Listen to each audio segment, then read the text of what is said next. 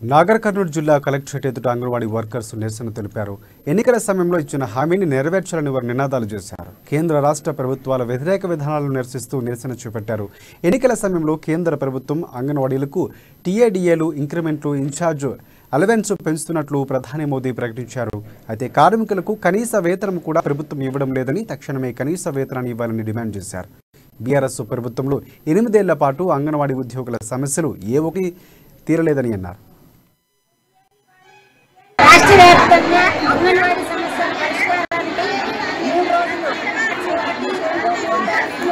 సమ్మె చేయబడుతున్నాం. అంగన్వాడీ కార్యకర్తలకు కనీస వేతనం 26,000, ఆయాకు 18,000 ఇవ్వాలని ప్రధాన డిమాండ్.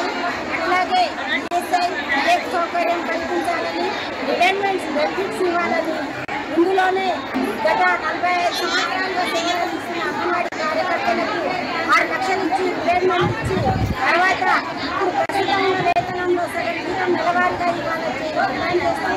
అట్లాగే గతంలో ఉన్నటువంటి అవి ఇచ్చేంత వరకు గతంలో ఉన్నటువంటి ఆసరా పింఛన్